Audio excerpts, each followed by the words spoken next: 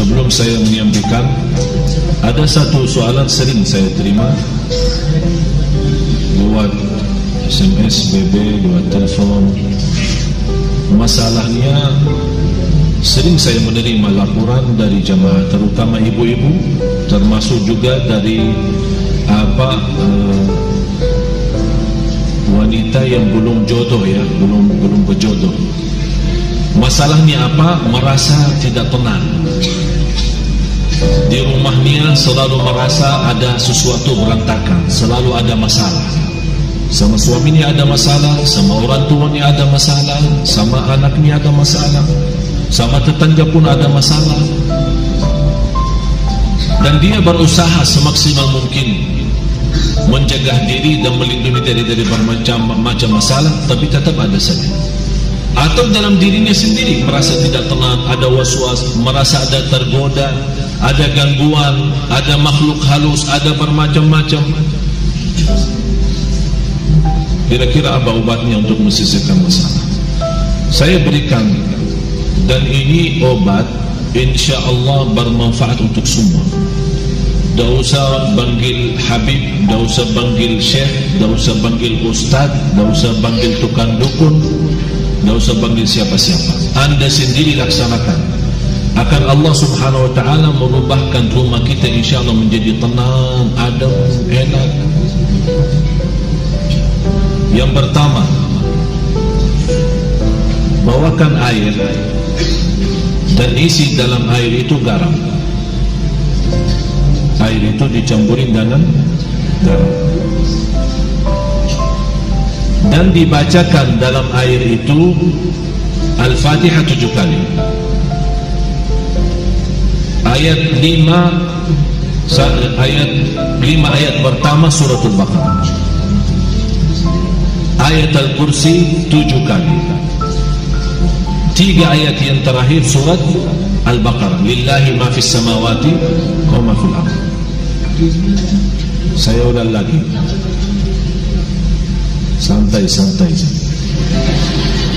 Masih ada waktu, masih ada.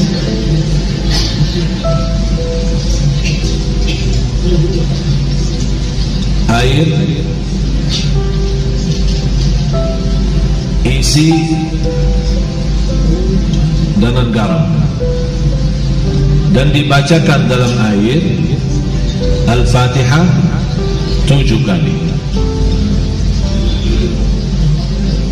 Yang kedua, 5 ayat pertama 1 kali. Dari Alif Lam Mim sampai wa ulaika hum al-muflihun, 5 ayat. Yang ketiga, 7 kali ayat Al-Kursi. Yang keempat, 3 ayat yang terakhir suratul Baqarah. Lillahi ma fis samawati wa ma fil ardh wa in tubdu ma fi anfusikum sampai selesai.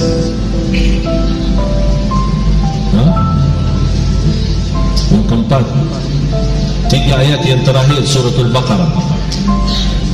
284, 285, 286.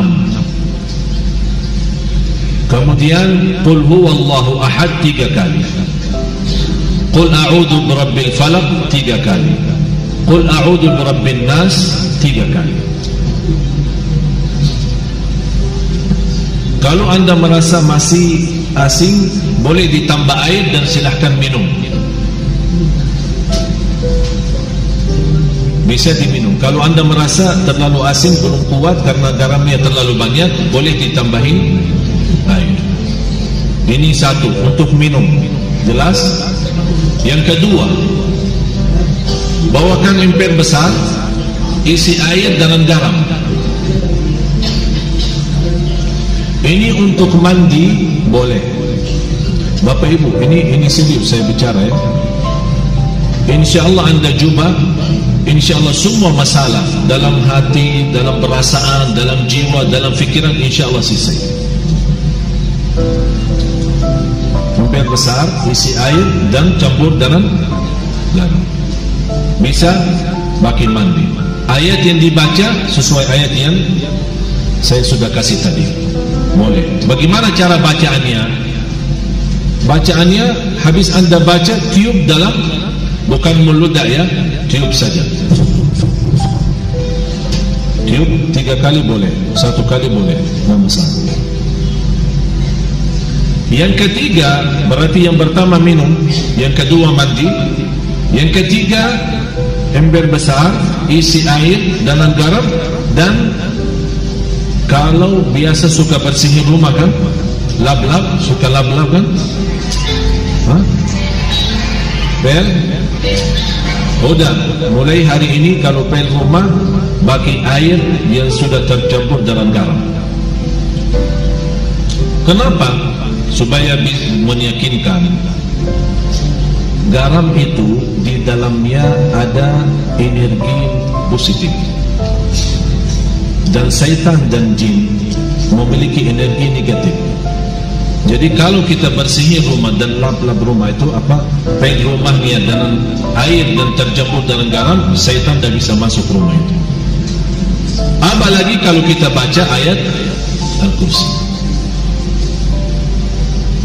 Termasuk boleh mencucikan mobil kita, motor kita, boleh dengan bacaan seperti ini.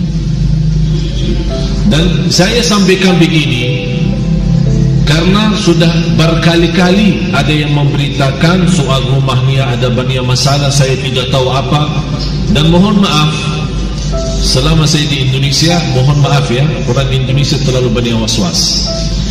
Jadi kalau merasa ada sesuatu, Ustaz kayaknya ada di rumah apa-apa, padahal tidak ada. Tidak ada. Oleh karena itu di Indonesia cepat paling laku usaha tukang dukun. Laku cepat. Seperti ada seorang ibu, kasihan, maksud saya kasihan kalau kita mampu mengobati diri, mengamankan rumah kita, kenapa kita minta tolong orang lain? Inilah sudah saya berikan cara, insya Allah aman, insya Allah yakin, dan tidak ada dalamnya syirik. Itu yang paling bahaya. Ada seorang ibu kemarin minta sama saya tolong untuk masuk ke rumahnya, karena habis saya isi tabligh akbar di salah satu daerah di sini di Jakarta tidak jauh, dan dia minta tolong sambil nangis, ibu maaf saya tidak bisa, kalau mau masuk rumah berarti semua jamaah minta masuk rumahnya. Jadi lain kali udah ini saya sudah berapa lama tidak bisa masuk rumah saya. Kenapa? Ada banyak hantu. Sambil tolong Syekh datang. Barangkali dalam datangnya Syekh terusir ini hantu. Ini juga masalah sebenarnya. Ucapan hal seperti ini memiliki keyakinan kalau seorang syekh datang hantu bisa terusir, itu sudah punya fikiran salah. Cuma sekarang ini bagaimana saya mengobati masalah ibu ini? Saya terima, saya datang. Terus ibu apa cerita rumah ini? Ceritanya saya pernah didatangi seorang kiai, katanya kiai, katanya. Tapi begitu dia masuk ke rumah, dia langsung berkata, Bu, di rumah kamu ada banyak hantu. Mulai dari situ saya takut. Jadi saya minta tolong para kiai lain, tidak ada yang mau datang ke rumah saya. Malah saya bertambah takut. Akhirnya ada seorang dukun yang mau bantu, tapi dengan syarat dia mau membacakan apa, saya tidak tahu mau baca apa. Setiap 1 ekor jin keluar 250. Setuju ibu itu, boleh, tapi saya cuma ada 500. Udah, saya bantulah, saya masuk dulu, saya mau lihat berapa ekor ada. Masuk tukang ini apa namanya, dukun itu habis baca-baca apa, alhamdulillah ibu tidak banyak, cuma 5 aja. Jadi saya baca-baca keluarin 2 karena ibu mampu bayar 500. Kalau nanti ibu sudah sanggup lunasin lagi, nanti saya datang lagi usir yang tersisa. Dan kasihan ibu percaya. Sampai sekarang dah mau masuk ke rumahnya, sampai saya ketemu dan disuruh saya masuk. Jadi ibu sekarang yang tersisa cuma 3 ya. Karena katanya 5 kan, yang terusir 2, tinggal 3. Terus ibu membayar ke saya berapa? Tidak apa-apa, saya ikhlasin, tapi yang penting bantulah. Udah begini aja, saya masuk, ibu tunggu di luar. Kalau dengar suara saya berteriak, berarti saya lagi berantem sama mereka. Terus saya masuk. Begitu saya masuk ke rumah, saya panggil ibu, sini. Baru masuk ya, saya jujur saja tidak lihat apa-apa. Bu, saya sudah periksa rumahnya, aman. Begitu saya baca Al-Fatihah, kaget 3 jin itu keluar lari. Padahal tidak ada jin, tidak ada apa-apa. Terpaksa saya bohong supaya menghilangkan keyakinan dia yang sudah cukup parah, sudah lama. Alhamdulillah, baca 1 kali bu, sudah hilang semua. Terima kasih cik. Berarti aman sekarang, tidur.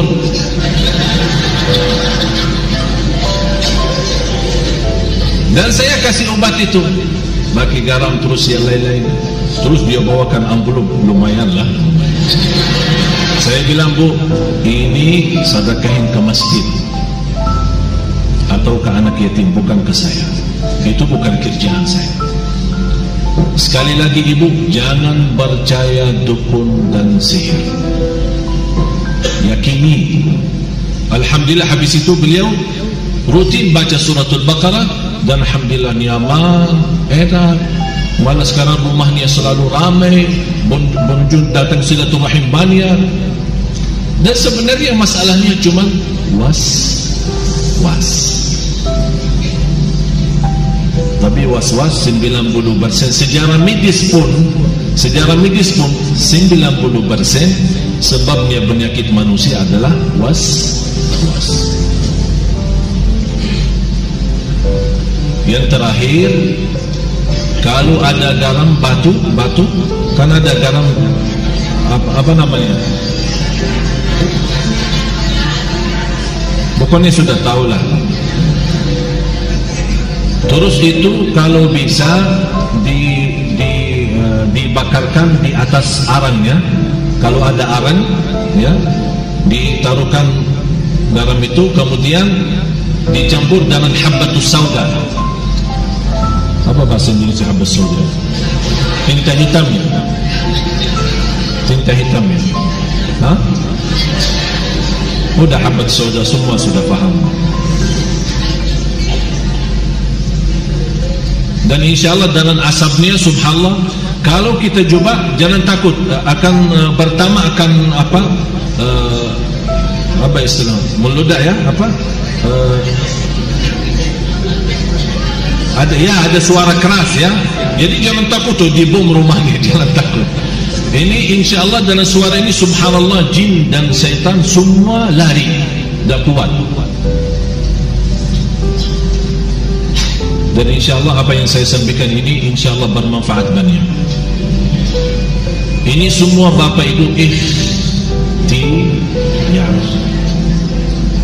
Tapi semuanya harus kalbu kita yakin kepada Allah subhanahu wa ta'ala. Dan itulah Allah subhanahu wa ta'ala memberikan, kata Rasulullah SAW, Allah menghalalkan bermacam cara obat, silahkan, kecuali berobat dengan cara syirik, tidak boleh.